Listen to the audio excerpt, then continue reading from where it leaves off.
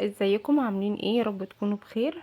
ان شاء الله هعمل معاكم تتبيله الشاورما اللي طلبت مني في الكومنتات، هي وتتبيله الشيش طاووق. لو حد حابب يعمل تفريزات او حاجه، فانا دلوقتي جيت عشان افرزها، وكانوا في ناس طالبينها مني في الكومنتات، فقلت اعملها لكم معايا بالمره. ده الشيش طاووق من الصدور، والطلب مني يعني بالتحديد من الصدور.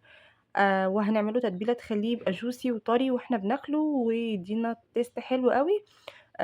تابعوني وإن شاء الله هانزل لكم وصفات تانية. وكل سنة وانتم طيبين بمناسبة فصل الصيف. نقول بسم الله.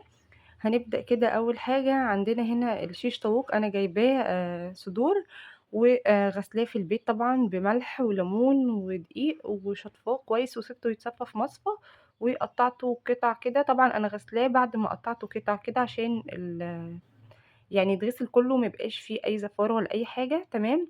ده كده الشيش طاووق بتاعنا.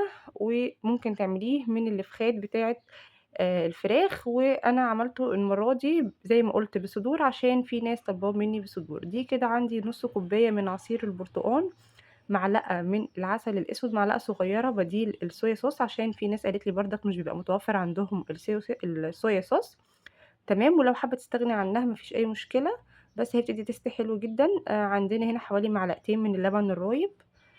والتوابل بتاعتي هتكون عبارة عن ملح طبعا، بابريكا، توابل 7، فلفل اسود، توم باودر، بصل باودر، وحبة من الكاري، وبشر كده من جوز الطيب، وكمان عبارة عن ربع معلقة كده من الهيل المطحون اللي هو الحبهان.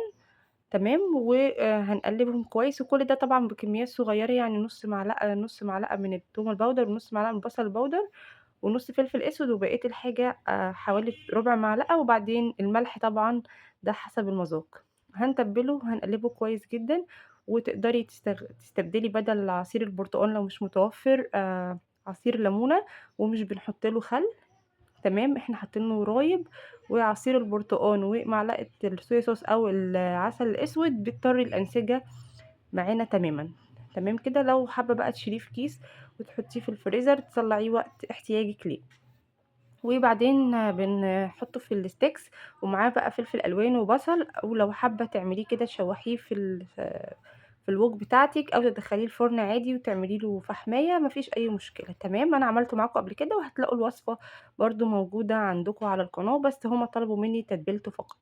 نيجي بقى لتتبيلة الشاورما بتاعتنا. طبعًا أنا جايبة الشاورما مقطعاها برضه زي ما قُلت لحضرتك، وغسلاها ومصفياها. هنجيب بقى هنا كده ربع فنجان من اللبن الرايب، لأن الكمية عندي صغيرة. حوالي ربع فنجان من الخل. والتوابل بتاعتنا هتكون كالآتي: توم وبصل باودر، زعتر، بابريكا، فلفل أسود، حبهان، حبة من ال7 توابل، رشة سكر صغيرة، وملح. هاقول التوابل تاني: توم باودر، بصل باودر، بابريكا، زعتر، س من الس مع ربع معلقة من ال7 توابل، حبة من الحبهان، ورشة سكر، والملح بتاعنا. وهنقلبها كويس. لو عندِك معلقة زيت زيتون وعايزة تحطيها تمام حطي، ما فيش مشكلة، بس أنا عشان عندي دايت فما حطيتش أي زيوت خالص، يعني ولا زيتون ولا زيت عادي. لمّا آجي أستخدمها هاعمل بقى يعني إيه كمية كده صغيرة. وطبعًا أنتم عارفين بنحط الشاورما في الwok تكون سخنة، الأول زيت وتسخن، ننزل بالشاورما، وبعد ما تستوي الشاورما بتاعتنا بننزل بالبصل، فلفل ألوان، آخر حاجة نحط حبة من البقدونس.